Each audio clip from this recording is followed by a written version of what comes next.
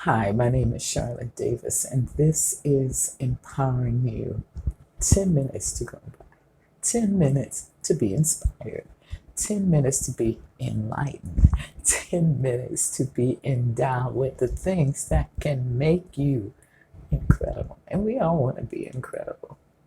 So, last time we talked about trust in yourself. And we said trusting yourself can be a little difficult because of the fact that a lot of us have been through hurt. I can imagine that all of us have been through hurt. All of us have made mistakes. But my thing is, how are we internalizing those mistakes? How are we internalizing the criticisms that we get? Are we internalizing them and letting them crush us and not allowing ourselves to move forward? Are we internalizing those things, those failures, those mistakes, those things that have kind of devastated us a little bit, kind of shaken us a little bit? Have we internalized them to the point where we grow by them, or are we allowing those things to keep us in that same spot and keeping us stuck? Take it from me. I know what that feels like. I know what it feels like to be stuck. I know what it feels like to be letting criticism be your milk. I hate to say it, but you drink it in and you allow it to frame your life. You allow it to frame your outcome, disappointments, failures. You allow it to, and it works on your psyche. It works on your self-image, and you really can't trust yourself. And you definitely don't trust your decisions. But we also talked about how to be free of not trusting yourself and just be yourself. And I've learned to be myself. And like me, I'm a pretty likable person. I got my rough spots, but I'm a pretty likable person. I really am. When you get to know me, I'm a pretty likable person.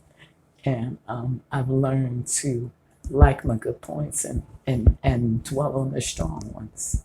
Find my strengths, find and know my weaknesses. Find the strengths and know my weaknesses. Um, Study myself.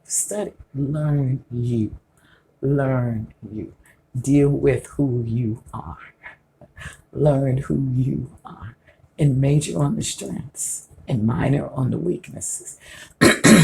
Minor on the weaknesses, and set goals for yourself. Learn to set goals and be consistent. If you fall off the wagon, pick up the wagon, fix the wheels, and try it again. Keep trying until you become very consistent in setting goals. And don't set lofty goals, but set goals that you know you can achieve. Then you want to learn to trust your decisions. I know it's hard, especially when you haven't had confidence in your own self to make decisions and stick by them.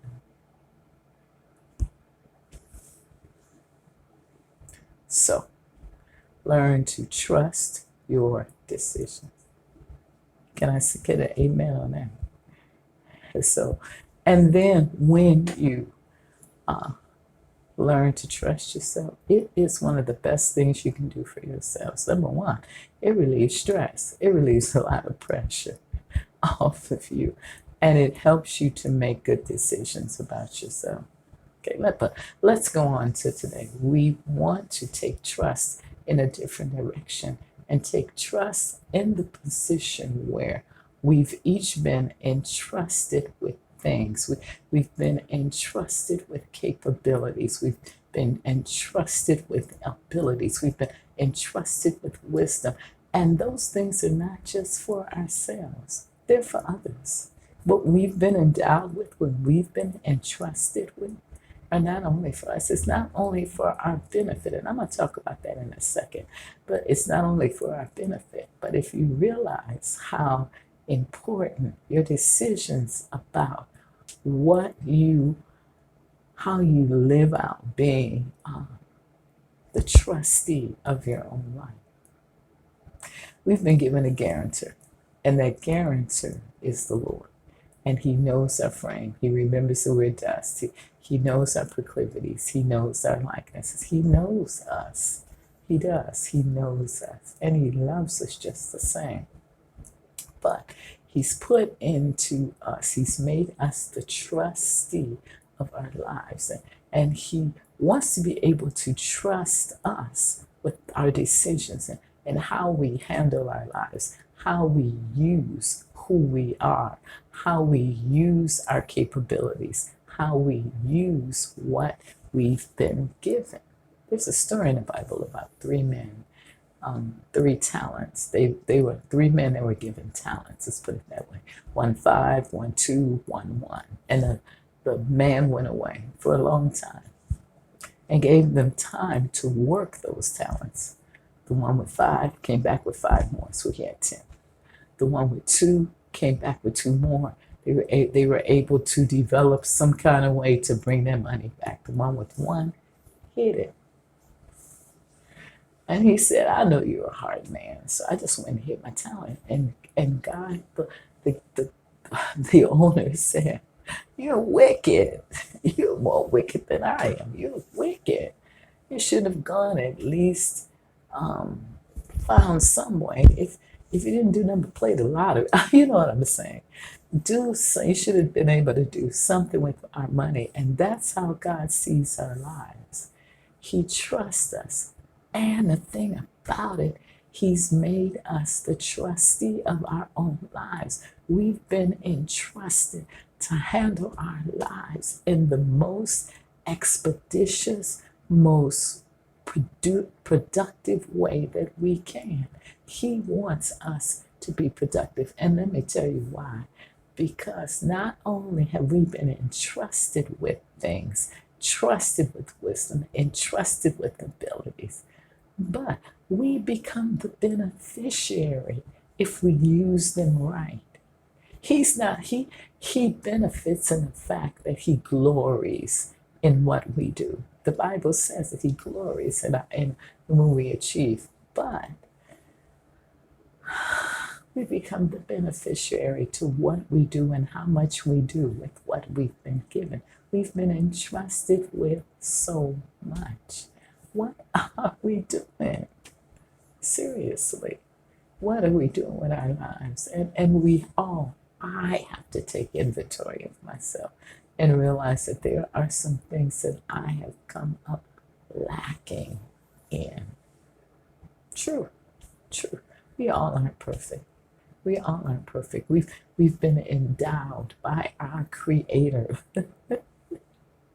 We've been endowed by our Creator with certain unalienable talents, if I can use that phrase like that.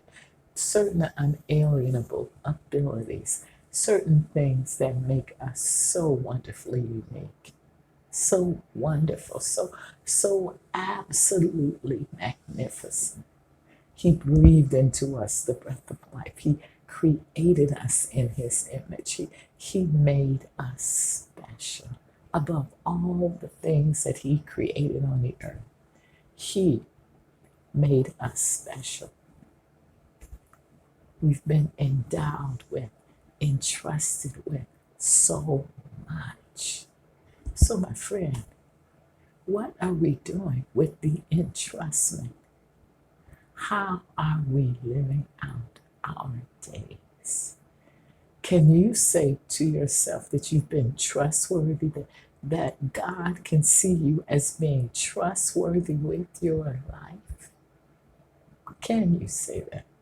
But Charlotte, I do the best I can, sure, and that's what he expects.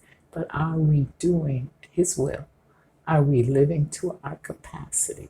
Are we doing what we should be doing? Are we doing what we've been endowed with?